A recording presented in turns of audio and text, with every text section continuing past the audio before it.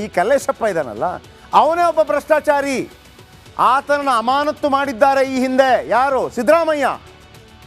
ಕಳ್ಳನೇ ಸಾಕ್ಷಿ ಆಗ್ಬಿಟ್ಟ ಇವರಿಗೀಗ. ಇಡಿ ವರ್ಸಸ್ ರಾಜ್ಯ ಸರ್ಕಾರ ಪ್ರಕರಣದಲ್ಲಿ ದೊಡ್ಡ ಟ್ವಿಸ್ಟ್.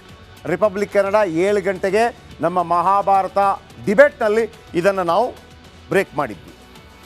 ಇದೀಗ ಕಲ್ಲೇಶ್ ವಿರುದ್ಧವೇ ಕರ್ತವ್ಯ ಲೋಪ ಆರೋಪ ಇದೆ. ಈತ ಅಮಾನತ್ತಾಗಿದ್ದಾನೆ.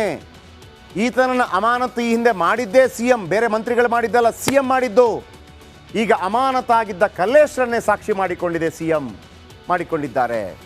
ಭ್ರಷ್ಟಾಚಾರದ ಆರೋಪದಲ್ಲಿ ಸಸ್ಪೆಂಡ್ ಆಗಿದ್ದ ಕಲ್ಲೇಶ್ರನ್ನ ಸಸ್ಪೆಂಡ್ ಮಾಡಿದ್ದೇ ಸಿಎಂ ಸಿದ್ದರಾಮಯ್ಯ. ಎಲ್ಲಿ ಸಸ್ಪೆಂಡ್ ಮಾಡಿದ್ದು? ಸಸ್ಪೆಂಡ್ ಮಾಡಿದ ಕಾರಣಕ್ಕಾಗಿ ಆತ ಮಾತೃ ಸಂಸ್ಥೆಗೆ ವಾಪಸ್ ಹೋಗಿದ್ದ. ಯಾರು ಸಸ್ಪೆಂಡ್ ಆದರೆ ಮಾತೃ ಸಂಸ್ಥೆ ಸಮಾಜ ಕಲ್ಯಾಣ ಇಲಾಖೆ, ಅದರ ಅಡಿಯಲ್ಲಿ ಬರುವಂಥದ್ದು ಪರಿಶಿಷ್ಟ ವರ್ಗ ಮತ್ತು ಪರಿಶಿಷ್ಟ ಜಾತಿ ಮತ್ತು ಪರಿಶಿಷ್ಟ ವರ್ಗ ಇಲಾಖೆ, ಆ ನಂತರ ವಾಲ್ಮೀಕಿ ನಿಗಮ ಇಲಾಖೆ. ಜೂನ್ 26ರಂದು ಅಮಾನತು ಮಾಡಿ ತನಿಖೆಗೆ ಆದೇಶ ಕೊಟ್ಟಿದ್ರು ಸಿಎಂ. ತನಿಖೆಗೆ ಆದೇಶ ಕೊಟ್ಟ ಕಾರಣಕ್ಕಾಗಿ ಆತ ಏನು ನಿರ್ದೇಶಕನಾಗಿದ್ದ, ಎಲ್ಲಿ?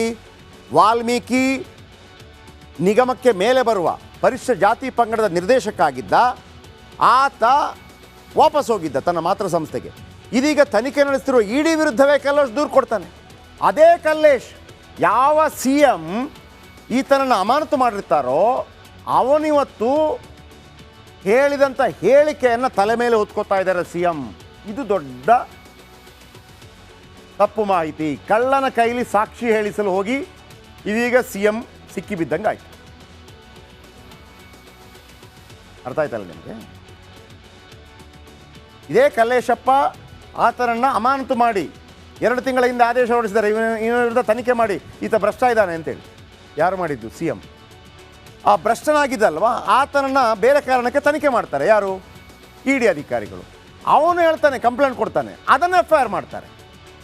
ಕಳ್ಳನ ಕೈಲಿ ಕೀಲಿ ಕೊಟ್ಟಂಗಾಗಿದೆ. ಸಿದ್ದರಾಮಯ್ಯ ಮಾಡಿದ ತಪ್ಪಲ್ಲ. ಸಿದ್ದರಾಮಯ್ಯನವರು ಟೆಕ್ನಿಕಲಿ ಮಾಡಿದ್ದು ಕರೆಕ್ಟು, ಆದರೆ ಆತ ಕಳ್ಳ ಇದ್ದಾನೆ. ಕಳ್ಳ ಅಂತಂದರೆ ಆತನ ವಿರುದ್ಧ ಆರೋಪ ಇದೆ. ಸ್ವತಃ ಸಿಎಂ ಸಿದ್ದರಾಮಯ್ಯ ಈತನನ್ನು ಅಮಾನತು ಮಾಡಿದ್ದಾರೆ. ಒಂದು ವೇಳೆ ಈ ಕಲ್ಲೇಶಪ್ಪ ಅದನ್ನು ಯಾವ ರೀತಿ ತಗೊಳ್ತಾರೆ ಗೊತ್ತಿಲ್ಲ. ಕಲ್ಲೇಶಪ್ಪನನ್ನು ಒಂದು ವೇಳೆ ನಾನು ಪರಿಶಿಷ್ಟ ಜಾತಿ ಮತ್ತು ಪಂಗಡದ ಇಲಾಖೆಯ ನಿರ್ದೇಶಕನಾಗಿದ್ದವನನ್ನು ಇದೇ ಭ್ರಷ್ಟಾಚಾರ ಆರೋಪದಲ್ಲಿ ನಾನು ಸಸ್ಪೆಂಡ್ ಮಾಡಿದ್ದೆ ಅಂತಂದರೆ ಬಚಾವಾಗುವ ಸಾಧ್ಯತೆ ಇದೆ. ಅದು ಗೊತ್ತಾಗಬೇಕು ಯಾವ ಕಾರಣಕ್ಕೆ ಅಂತ. ಇರಲಿ, ಈಗ ಒಂದು ವೇಳೆ ಇದೇ ಕಲ್ಲೇಶಪ್ಪ ಸಿಎಂ ಹೆಸರು ಹೇಳ್ತಾ ಇದ್ದಿದ್ರೆ, ಹೌದು ಸಿಎಂ ಸಿದ್ದರಾಮಯ್ಯ ಹೇಳಿದರು ನನಗೆ, ಹಾಗಾಗಿ ನಾನು ದುಡ್ಡನ್ನು ಹಾಕಿದೆ ಅಂತ ಹೇಳಿದ್ದಿದ್ರೆ ಏನಾಗ್ತಿತ್ತು ಗೊತ್ತಾ? ಸಿದ್ದರಾಮಯ್ಯ ಅರೆಸ್ಟ್ ಆಗ್ತಾಯಿದ್ರಾ? ಚಾನ್ಸ್ ಇತ್ತು. ಸಿದ್ದರಾಮಯ್ಯ ಅರೆಸ್ಟ್ ಆಗುವ ಚಾನ್ಸ್ ಇತ್ತು. DCM ಹೆಸರು ಹೇಳಿದರೆ DK ಶಿವಕುಮಾರ್ ಅವರು ಕೂಡ ವಶಕ್ಕೆ ಪಡೆಯುವಂಥ ಸಾಧ್ಯತೆ ಇತ್ತು.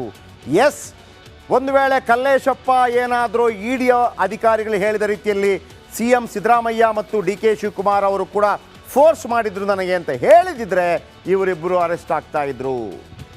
ಕೇಂದ್ರದ ತನಿಖಾ ತಂಡಗಳು ಈ ಹಿಂದೆ ಇದೇ ರೀತಿ ಹಲವು ನಾಯಕರನ್ನು ಬಂಧಿಸಿದ ಉದಾಹರಣೆ ಇದೆ. ಯಾರನ್ನು ಬಂಧಿಸಿದ್ದಾರೆ? ಅಬಕಾರಿ ವಿಚಾರಕ್ಕೆ ಸಂಬಂಧಪಟ್ಟ ಹಾಗೆ ಅರವಿಂದ್ ಕೇಜ್ರಿವಾಲ್ ಅವರನ್ನು ಬಂಧಿಸಿದ್ದಾರೆ. ಆಮೇಲೆ ಸೊರೇನ್ ಇದ್ದಾರಲ್ಲ, ಎಲ್ಲಿ?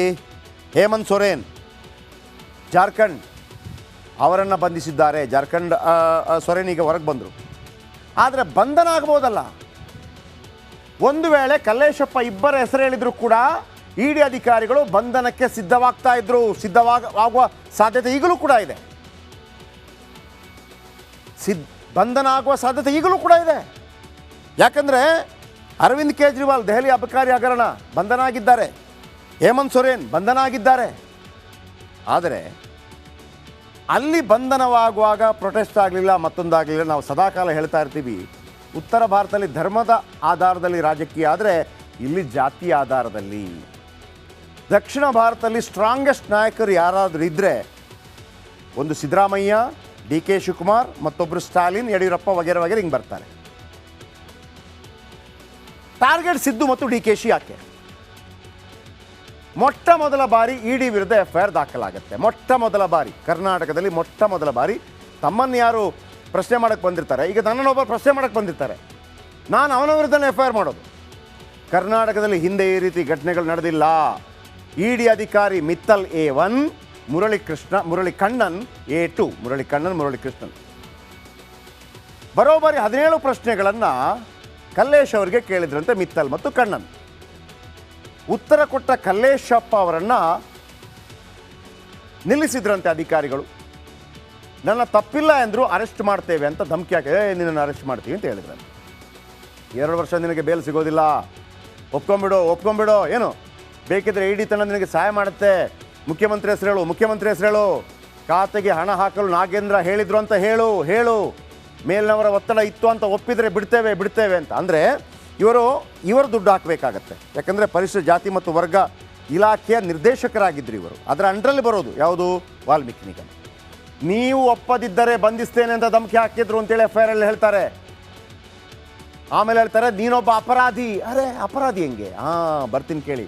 ನೀನೊಬ್ಬರ ಅಪರಾಧಿ, ಈಗಲೇ ನಿನ್ನ ಬಂಧಿಸ್ತೇವೆ, ಇಡಿ ಬಗ್ಗೆ ನಿನಗೆ ಗೊತ್ತಿಲ್ಲ, 2-3 ವರ್ಷ ಬೇಲ್ ಸಿಗಲ್ಲ, ನಿನ್ನ ಹೇಳಿಕೆ ಓದಿದ್ದೇನೆ, ಹೇಳಿಕೆ ಪ್ರಯೋಜನಕ್ಕೆ ಬರೋದಿಲ್ಲ, ನೀನು ಒಪ್ಕೊಂಬಿಡು, ಇಡಿ ಸಹಾಯ ಬೇಕಿದ್ರೆ ನಮಗೆ ಸಹಾಯ ಮಾಡು, ನಿನ್ನ ಬಚಾವ್ ಮಾಡ್ತೀನಿ, ಈ ಹಿಂದೆ ಒಂದು ತಪ್ಪು ಮಾಡಿದ್ಯಾ, ತಪ್ಪು ಮಾಡದಿದ್ದರೂ ಕಾನೂನುಬಾಹಿರವಾಗಿ ವಿಚಾರಣೆ ಮಾಡಿದ್ರು ಅಂಥೇಳಿ ಈತ ಆರೋಪ ಮಾಡ್ತಾನೆ. ಯಾರು? ಕಲ್ಲೇಶಪ್ಪ.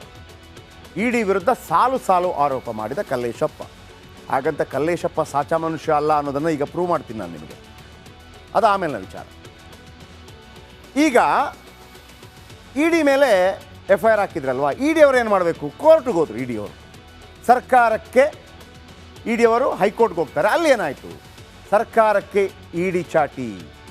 ಸರ್ಕಾರದ SPPಗೆ, ಸ್ಪೆಷಲ್ ಪಬ್ಲಿಕ್ ಪ್ರಾಸಿಕ್ಯೂಟರ್ಗೆ ನ್ಯಾಯಾಧೀಶರು ಕೇಳ್ತಾರೆ, ಇಡಿ ವಿಚಾರಣೆಗೆ ಯಾಕೆ ನೀವು ಅಡ್ಡಿ ಮಾಡ್ತಾ ಇದ್ದೀರಿ FIR ಹಾಕ್ಕೊಂಡು? ಇಡಿ ಅಧಿಕಾರಿಗಳು ತಮ್ಮ ಕರ್ತವ್ಯ ಮಾಡಿದ್ದಾರೆ, ಅವರಿಗೆ FIR ಯಾಕೆ? ತನಿಖಾಧಿಕಾರಿಗಳ ಮೇಲೆ ಆರೋಪಿಸಿದರೆ ಹೇಗೆ? ಅಲ್ಲರಿ, ನಿಮ್ಮನ್ನು ತನಿಖೆ ಮಾಡೋಕ್ಕೆ ಬಂದಿರೋದು, ಅವರ ವಿರುದ್ಧವೇ ನೀವು ಆರೋಪ ಮಾಡಿದರೆ ಹೆಂಗೆ? ನೀವು ಫಿಲ್ಮಿ ಸ್ಟೈಲ್ ಐಡಿಯಾ ಮಾಡೋದು ಒಳ್ಳೆಯದಲ್ಲ ಅಂಥೇಳಿ ಹೈಕೋರ್ಟ್ ಗರಂ ಆಗಿ ಸರ್ಕಾರಕ್ಕೆ ಹೇಳುತ್ತೆ, ಅಂದರೆ SPPಗೆ ಹೇಳುತ್ತೆ. ಇನ್ನೋವೇಟಿವ್ ಐಡಿಯಾ ಇಲ್ಲಿ ನಡೆಯೋದಿಲ್ಲ. ನ್ಯಾಯಾಧೀಶ M ನಾಗಪ್ರಸನ್ನ ಪೀಠದಿಂದ ಸರ್ಕಾರಕ್ಕೆ ತೀವ್ರ ತರಾಟೆ ಆಗತ್ತೆ. ಕೋರ್ಟ್ ಚಾಟಿ ಬೀಸದೇ ಇದ್ದರೆ ಇಡಿ ಟೀಮ್ಗೆ ಕಷ್ಟವಾಗ್ತಾ ಇತ್ತು. ಹಾಗಾಗಿ ಆಗಸ್ಟ್ 21 ತನಕ ಇದನ್ನು ಮಾಡಬೇಡಿ, ಆಗಸ್ಟ್ 21 ತನಕ ಇದನ್ನು ವಿಚಾರಣೆ ಮಾಡಬೇಡಿ. ಪೊಲೀಸರು ತಡೆ ಕೊಟ್ಟಿದ್ದಾರೆ. ಪೊಲೀಸರು ಮೊದಲು ಕಲ್ಲೇಶ್ನ ವಿಚಾರಣೆ ಮಾಡ್ತಾರೆ, ಸಾಕ್ಷ್ಯಗಳಿದ್ದರೆ ದೂರುದಾರರಿಂದ ಪಡೆದುಕೊಳ್ತಾ ಇದ್ರು, ಆಮೇಲೆ ಇಡಿ ಅಧಿಕಾರಿಗಳನ್ನು ವಿಚಾರಣೆಗೆ ಇದು ಈ ವಿಚಾರ.